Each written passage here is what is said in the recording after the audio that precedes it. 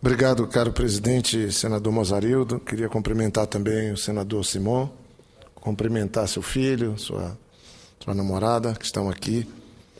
E, antes de mais nada, dizer ao colega senador Pedro Simon que tive, como assumi o compromisso com Vossa Excelência, senador Pedro Simon, tive o privilégio, tive a bênção de ter um encontro privado com o Papa Francisco, antes dele ser eleito personalidade do ano pela revista Time.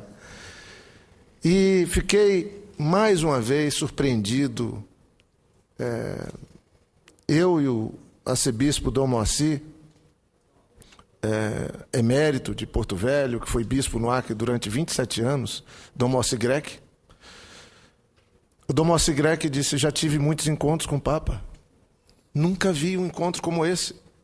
Na Casa Santa Marta, a simplicidade, sozinho, sem passar por tantas salas, sem receber tantas recomendações. Ele puxou a cadeira, sentou do lado do Dom Moacir, do meu lado, conversou. E o tempo inteiro, uso aqui uma expressão que talvez me ajude a me comunicar. Gente o tempo inteiro. Gente o tempo inteiro. Na simplicidade do Papa Francisco está a força do seu papado. Nos gestos, nas atitudes. E ele demonstrou uma preocupação extraordinária, maior, com as crianças, com os jovens e com os idosos.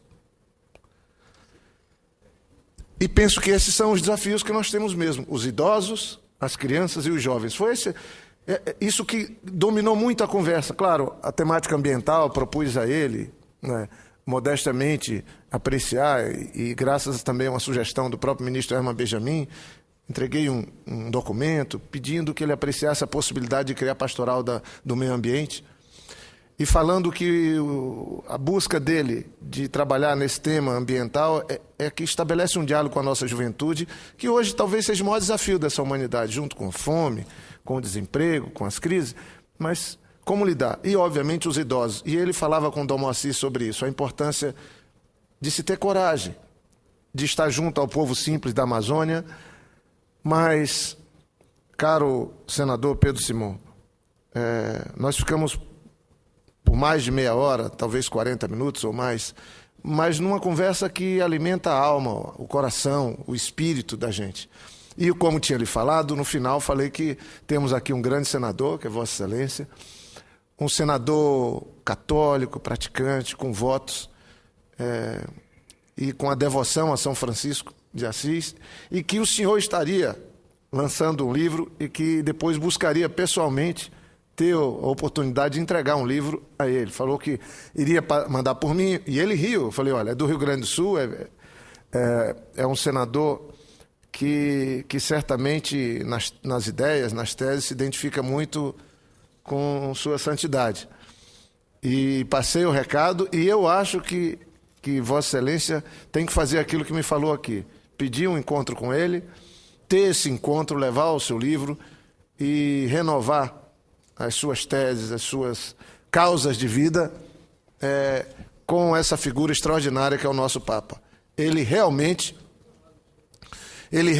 tem cada dia mais se tornado um grande líder mundial, e não é pela altura do grito, pela força da voz, ou pelos cargos, ou o poderio econômico. É por conta de atitudes simples que ele adota todos os dias. É inacreditável chegar numa pessoa. Eu já tinha tido a oportunidade de ter um encontro com o Papa João Paulo II, obviamente que não estou fazendo paralelos, mas como com as atitudes concretas e objetivas ele ganha força. E como com as teses que tem defendido, que são as teses do nosso povo simples, do mundo inteiro, dos que têm fé e dos que não têm fé, mas enfim, de todos que ocupam esse planeta. E os gestos, o Dom Moacir tem um problema de locomoção, fez uma viagem da vida dele, depois de 40 anos, servindo na Amazônia, enfrentando todo tipo de desafio e dificuldade. Dom Moacir, então, caminha com alguma dificuldade, então eu fui cuidando dele, fui e voltei com ele. E na hora de ir embora, o Papa acompanha a gente, senador Pedro Simão. Vai deixar lá fora. Vai tentar vestir o Dom Moacir com sobretudo. O tempo inteiro ele tenta servir. O seu parceiro de viagem foi Dom Moacir Grec. Dom Moacir Grec. É que outros levam outro tipo de parceria. E o padre Sepp também, que estavam. Então, gestos, o tempo inteiro ele queria servir. Nas atitudes, no acolhimento.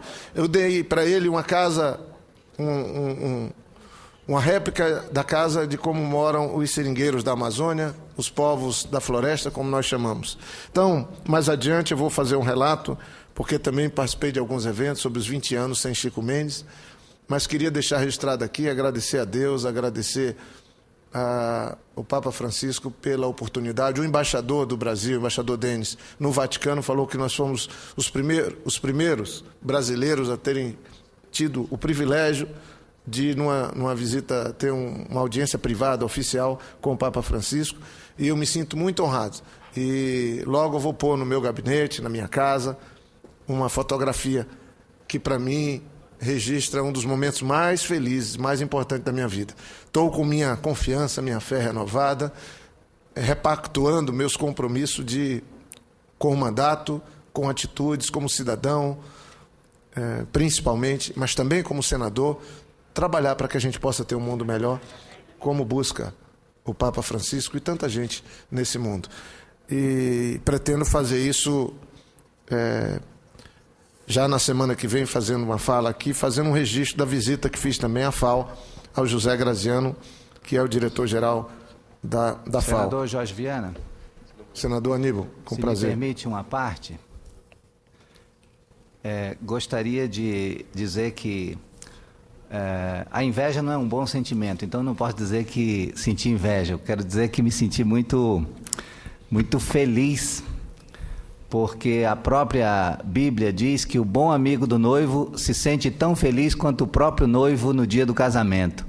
Então eu devo dizer que na impossibilidade de eu ter estado contigo, com Vossa Excelência, nessa audiência com o Papa, eu gostaria de dizer que me senti muito feliz e muito honrado por saber que Vossa Excelência foi a primeira autoridade brasileira nos últimos, desde que o Papa assumiu o pontificado, a ter essa visita oficial, juntamente com o nosso Dom Moacir, um bispo que nos é muito, muito caro hoje, aposentado como arcebispo de Rondônia, né, mas que prestou um grande serviço ao Acre e à Igreja do Acre. Então, o fato de Vossa Excelência ter estado com o Papa, juntamente com o arcebispo Dom Moacir, é algo que deixou, com certeza, todos os acreanos orgulhosos. E eu quero dizer, como seu companheiro de bancada e amigo de tantas datas de lutas, realmente me senti muito feliz e realizado, e parabéns pela iniciativa dessa agenda, que foi uma iniciativa muito, muito alvissareira, e isso mostra nada mais que a grandiosidade do mandato e da representatividade que Vossa Excelência tem em relação ao povo do Acre e ao povo do Brasil na condição de vice-presidente do Senado. Parabéns. Muito obrigado, senador Aníbal. Aproveito o senador Pedro Simão, que agora, depois do colega Mozarildo ter passado a presidência, Vossa Excelência, eu quero aproveitar daqui da tribuna para cumprimentar pelo aniversário hoje nosso colega senador Aníbal Diniz, completa mais um ano de vida, ele que tem uma vida, leva uma vida com muita dignidade, é sempre uma referência, é o que podemos chamar de um bom cristão, um bom cidadão. Então, parabéns, colega, amigo, companheiro de lutas, aliado, assessor e hoje grande senador do Acre, senador Aníbal Diniz. E obrigado pelas palavras também. Queria daqui, senhor presidente, lamentar também a perda de uma pessoa muito especial na minha vida, um cuidador de mim, da minha família, que queria registrar aqui o falecimento no dia 8 deste mês do Tenente-Coronel José Leão, meu companheiro de jornada de décadas, E, lamentavelmente, por estar cumprindo essa agenda em Roma, eu não pude estar presente nesse momento, mas era o tempo inteiro no telefone com sua esposa, com os seus familiares, seus irmãos, com os amigos. E perdemos uma das pessoas mais leais que eu encontrei na minha vida. Uma pessoa que tinha um espírito de servir, um apaixonado pela família, por servir, pela Polícia Militar, que era a sua segunda família. E eu queria daqui, da tribuna do Senado, fazer esse registro. Ele morreu novo, com 48 anos. Tinha recém sido promovido a tenente-coronel pelo governador Tião Viana, a quem eu agradeço todo o apoio que deu ao comando da PM durante a enfermidade, mas não conseguiu. Ele que venceu tantas lutas, não conseguiu vencer uma luta contra o câncer. E deixou a sua esposa Suzana, que também se dedicou tanto a ele, o seu filho Alex e sua filha Ana Carolina. Duas crianças ainda. E estou certo que, junto com seus familiares, seus irmãos, sua esposa, eu vou me somar também para que a gente possa, em homenagem à memória dele, cuidar de sua família, cuidar de seus filhos. E daqui da tribuna queria agradecer ao Leão por tudo que ele fez por mim, pela minha família, pela Polícia Militar e pelo Acre. É um exemplo de servidor, um exemplo de ser humano e um exemplo de auxiliar. Queria, então, senhor presidente, retomar um tema que Vossa Excelência, senador Pedro Simon, inclusive fez um discurso hoje. Eu cheguei de viagem e não posso deixar de tratar desse tema, que foi um dos temas que Vossa Excelência tratou, porque sou autor de um projeto que eu queria ler, um projeto derrotado na Comissão de Constituição e Justiça, porque alegou-se na Comissão de Constituição e Justiça que meu projeto era inconstitucional. E o que previa o meu projeto tido como inconstitucional na Comissão de Constituição e Justiça do Senado neste ano? Da nova redação ao artigo 24 da Lei 9.504, de 30 de setembro de 1997, a Lei das Eleições, vedando o financiamento de campanhas eleitorais por pessoas jurídicas. Meu projeto previa isso. E na Comissão de Constituição e Justiça do Senado foi tido como inconstitucional e foi derrotado este ano. O projeto dizia, artigo 1º, o artigo 24 da Lei 9.504, de 30 de setembro de 1997, passa a vigorar com a seguinte redação. Artigo 24. É vedado a partido e candidato receber direta ou indiretamente doação em dinheiro ou estimável em dinheiro, inclusive por meio de publicidade de qualquer espécie procedente de pessoa jurídica de direito público, interno ou externo, ou de direito privado. Parágrafo único. A vedação a que se refere o caput não se aplica aos recursos do fundo partidário e ao acesso gratuito ao rádio e à televisão nos termos do artigo 17, parágrafo 3º da Constituição Federal. Esse meu projeto foi derrotado esse ano. Tinha uma emenda, inclusive, do senador Suplicy, que melhorava o meu projeto, que estabelecia um limite de doação para pessoa física. E o que é que o Supremo está julgando e já iniciou o julgamento com 4-0, foi pedido vistas. Copiou o sonho. Ele está dizendo... Copiou o seu projeto. O Supremo está dizendo que o inconstitucional é o financiamento de pessoa jurídica, o contrário da decisão da Comissão de Constituição e Justiça do Senado. E que mais?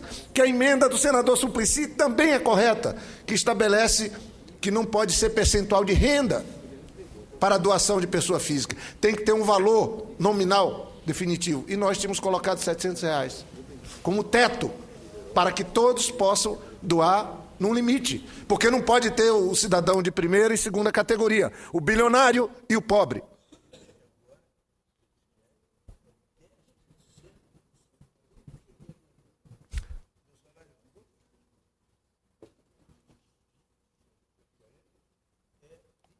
Tipo, 10%.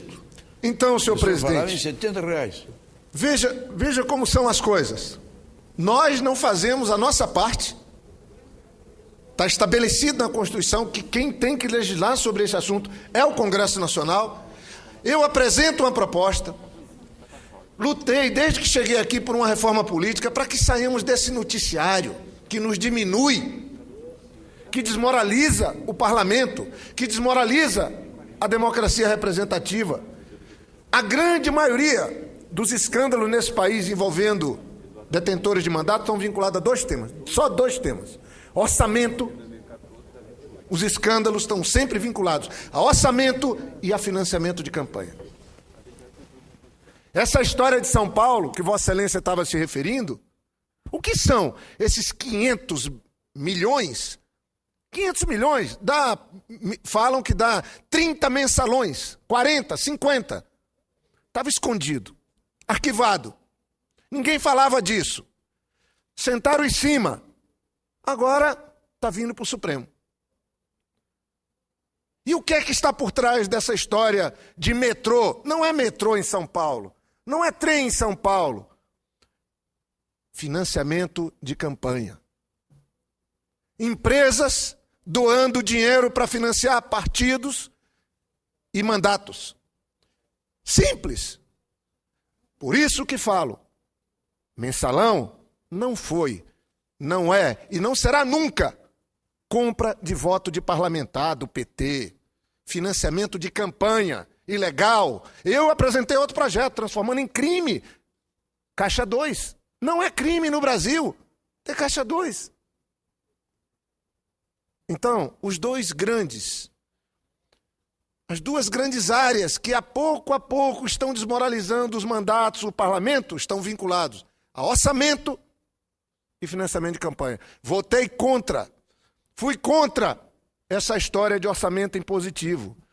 Um parlamentar vai valer agora 50 milhões pelo mandato. Vale 50 milhões. Como é impositivo, aquilo é dinheiro. Primeira vez na vida que eu vou ver que um parlamentar, em vez de fiscalizar a aplicação do dinheiro, em vez de votar a lei orçamentária, ele vale 50 milhões. Senador vale 100. São 8 anos, senador vale 100.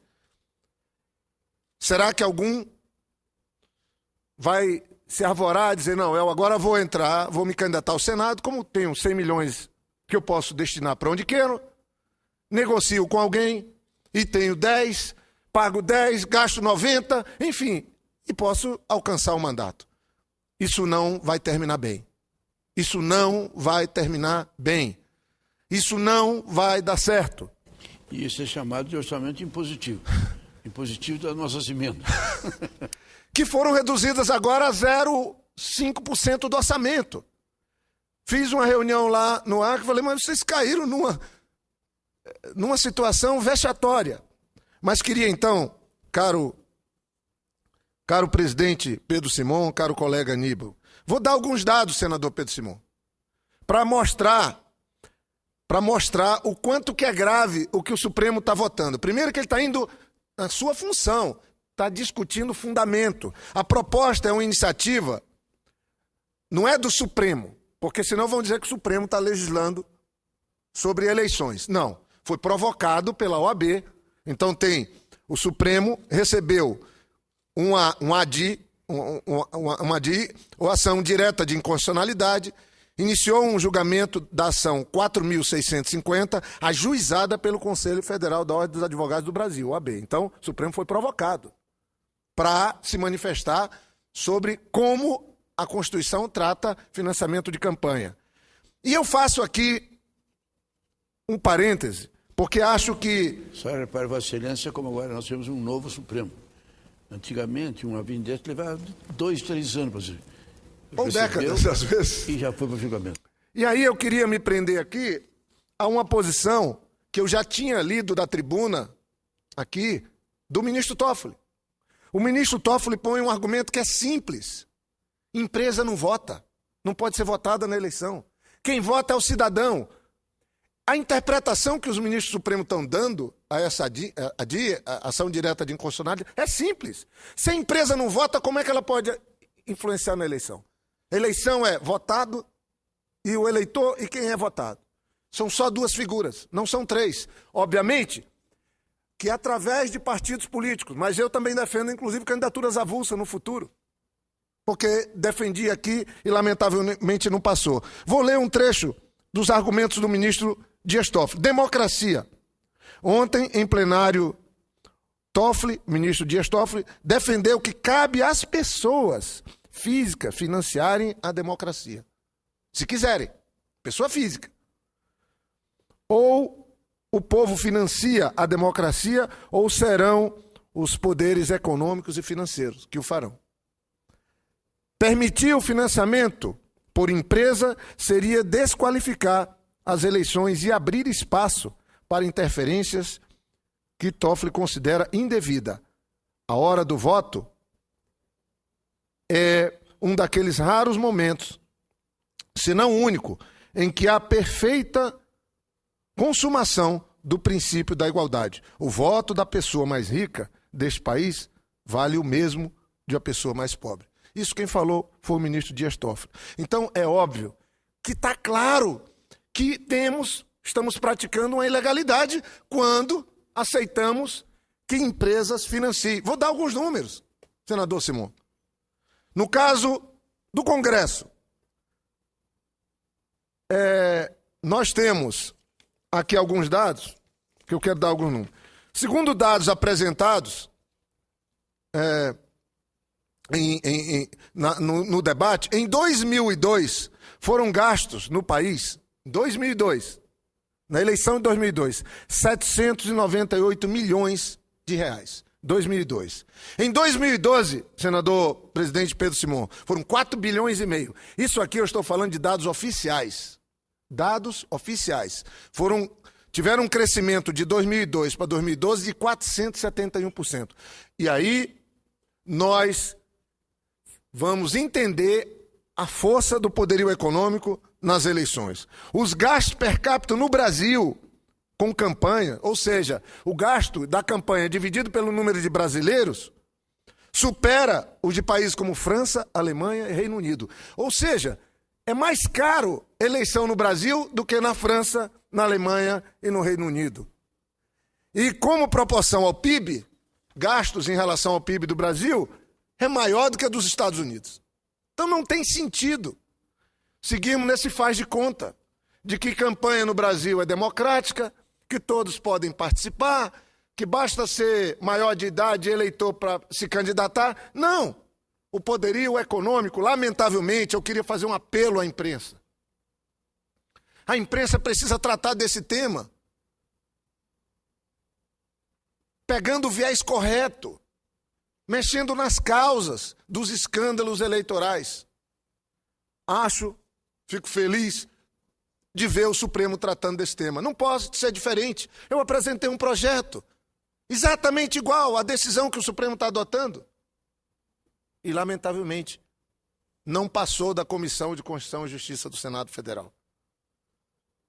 Tem mais alguns dados que eu queria ler. Em 2010, o valor médio gasto por um deputado federal eleito no Brasil, dados oficiais. Isso aqui está longe da realidade. 1,1 milhões de reais.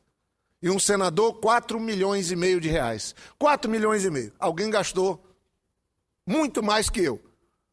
Porque eu,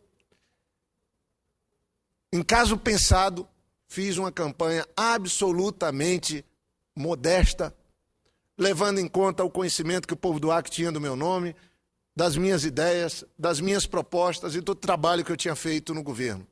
E tenho muito orgulho de ter feito minha campanha de senador dessa maneira. Mas aqui a média de gasto para senador Pedro Simão, 4 milhões e meio. Certamente alguém também gasta os seus 4 milhões e meio. Porque eu estou afirmando que o meu alguém gastou, porque eu não cheguei nem perto de cifras como essa, graças a Deus. E um deputado federal, 1 milhão. Mas eu sei de deputados que gastam 10, 15, 20 numa eleição. Então isso aqui são dados oficiais. E aí, eu queria dizer que o outro aspecto, agradecendo o senador Suplicy, quando ele, melhorando o meu projeto, apresentou uma proposta fixando em R$700 por pessoa, outro tema que o Supremo também está fazendo com que a legislação se encontre com o que é estabelecido na Constituição. O Supremo, senador Pedro Simão, estabeleceu um prazo de 24 meses. 24 meses para que regulamentemos O Supremo diz, caso o Congresso se abstenha de criar tal regra, a regra que regula a doação da pessoa física, estipulou-se o prazo de 18 meses para que o TSE regulamente provisoriamente o tema até que nova lei seja aprovada. Ou seja, de novo, estamos sendo tratados como meninos. Olha, vocês não estão fazendo o dever de casa, se não fizer vai ter castigo. E nós temos agora 24 meses para regulamentar, para fazer aquilo que é nossa obrigação. Então eu queria daqui cumprimentar os ministros, cumprimentar o Supremo por estar tocando num dos temas mais importantes desse país. A democracia nesse país foi conquistada e hoje ela é desacreditada. Ter mandato nesse país, em muitos casos, é sinônimo de corrupção. O parlamento é desmoralizado, Senado, câmaras, as assembleias legislativas, os mandatos são desmoralizados porque nós não temos coragem de tirar o poderio econômico das eleições. Nós não temos coragem de fazer eleições transparentes, limpas e com igualdade para o eleitor e com igualdade para os que se candidatam. Senador, se me permite. Tem que ligar aí. Ia ser votado ontem a matéria. Aí o ilustre ministro do Supremo pediu vista. Ministro Teori. Eu respeito, tenho o maior respeito. O ministro tem direito de pedir vista e a tradição é que ele pede vista por 1 mês, 2 meses, 3 meses e às vezes ficava antigamente na gaveta. Agora, o apelo que eu faria, e acho que você devia fazer a esse ministro, a matéria é tão clara, é tão evidente, tanto que os ministros, à exceção dele, os outros já declararam o voto, é que ele devolva a matéria na quarta-feira. Porque se ele devolver agora, ela pode ser votada e valer para a eleição que vem. Agora, se ele ficar na gaveta dele e deixar para só apresentar em fevereiro, só na outra eleição. Eu acho que nós devíamos fazer um apelo a esse ministro, que ele devolva na quarta-feira, porque se ele devolver na quarta-feira, essa matéria é votada e já vale para a próxima eleição. Eu concordo plenamente, caro senador Pedro Simão. Primeiro que a matéria recebeu 4 votos. Os 4 ministros, 4-0. E o ministro, regimentalmente como é permitido, o ministro Teori Zavascki interrompeu o julgamento ao pedir vista. Agora, se fica para o ano que vem, pior ainda, porque nós vamos ter menos tempo entre a decisão do Supremo e a data das eleições. Então, é uma matéria que já recebeu 4 votos, tem uma posição clara, explícita, já posta pelos ministros. Votaram a favor o ministro Luiz Fux, ministro Joaquim Barbosa, Dias Toffoli e Luiz Roberto Barroso. E os outros já manifestaram o voto. Então, não votaram, mas já manifestaram que vão votar. E aí, senador Pedro Simão, quando o meu projeto estava tramitando, eu recebi alguns questionamentos de colegas. Falaram, e nós vamos fazer campanha como? Sem doação. Eu falei, com propostas. Conversando com o povo. Nós já temos programa no rádio e na televisão. Nós podemos fazer reuniões. Agora, o dinheiro na eleição é para quê? Eu ouvi, quando eu estava vindo de uma solenidade da Marinha, e queria agradecer o comando da Marinha, hoje é o dia do marinheiro, hoje é o dia de nascimento do almirante Tamandaré, que é patrono da Marinha, e eu fui um dos agraciados com a medalha, queria agradecer essa referência, senador Aníbal também, e eu vinha no rádio, e Vossa Excelência falava que não tem almoço de graça, não tem... mas é óbvio, uma empresa doa alguns milhões na campanha. Tem dados aqui que são alarmantes. Vou passar alguns dados, porque olha aqui. Então, o custo de um deputado federal... Em primeiro lugar, são as 6 maiores empreiteiras que contratam com o governo. Veja esse dado aqui. Esses recursos, por sua vez, são doados por um universo pequeno de empresas. Ou seja, são poucas as que financiam. Os 10 maiores doadores correspondem a 22% do total arrecadado. Então, apenas 10 doadores bancam. Aí eu estou falando, sabe de quanto? 4,5 bilhões de reais na eleição de 2012. Oficial. Esse é o que oficialmente consta. E o Caixa 2, que segue nesse país. Então, eu acho que a maior contribuição que nós podíamos dar para fortalecer a democracia, valorizar os mandatos, limpar, fortalecer os partidos, limpar essa situação difícil para todos nós, detentores de mandatos, que está sempre sob suspeição, é tirando o dinheiro das eleições. vai ganhar quem tiver a melhor proposta.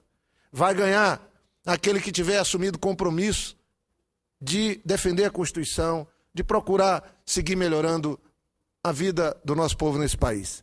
Óbvio que eu sou daqueles, como tem falado o presidente Lula, eu sou daqueles que... A minha vida foi isso. A minha contribuição, eu sou um engenheiro, eu estou muito agradecido a Deus por ter sido prefeito de Rio Branco, governador e hoje senador, porque os mandatos que eu exerci de prefeito, eu ajudei a mudar a minha cidade, Rio Branco, a melhorar, a torná-la mais igual, a criar projetos que modificaram completamente a vida em Rio Branco. Claro que ainda tem muito a ser feito.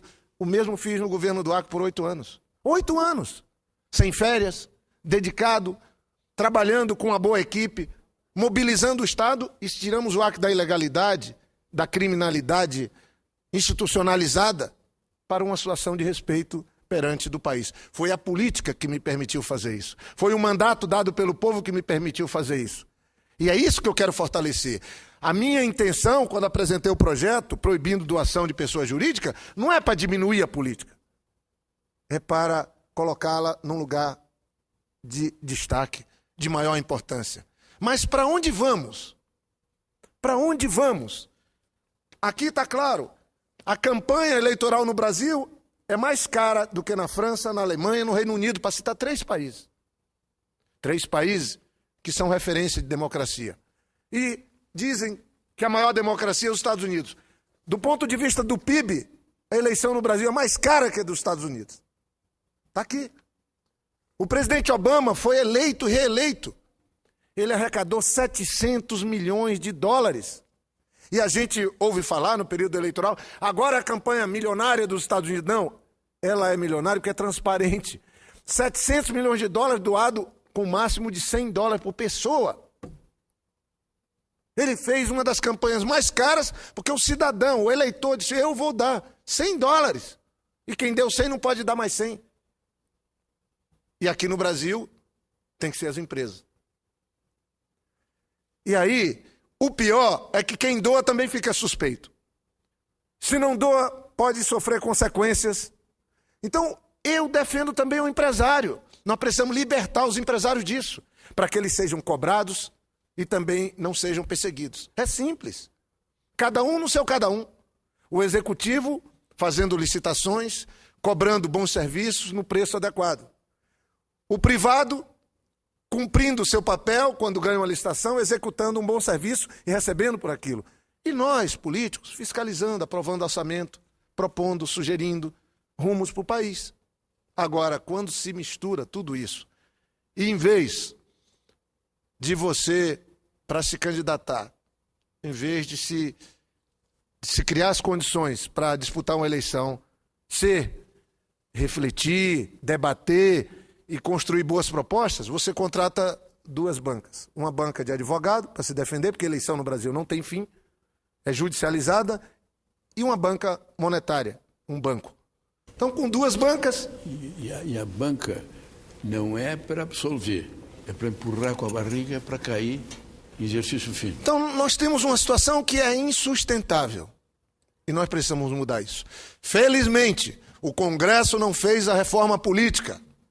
O Supremo está fazendo e mexendo no ponto nevrálgico, central, que é no abuso do poder econômico nas eleições. Hoje, a presidenta Dilma anunciou um veto a tal mini-reforma.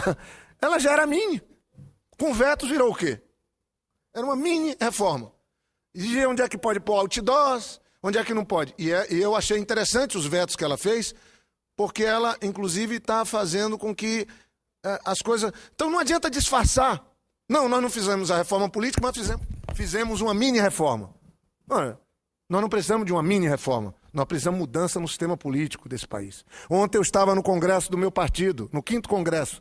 A presidenta Dilma reforçou a tese. Nós precisamos. Vai ser bom para o PT, vai ser bom para o PMDB, vai ser bom para todos os partidos desse país. Leis claras. Fim do abuso do poder econômico. Nós vamos deixar de ter eleições judicializadas. Pode observar, senador Pedro Simão, presidente dessa sessão, na eleição do ano que vem. A coisa mais importante, caso não tenhamos essa decisão do Supremo, vão ser as manchetes sobre dinheiro na eleição e a outra sobre os crimes eleitorais, ou seja, advogado falando.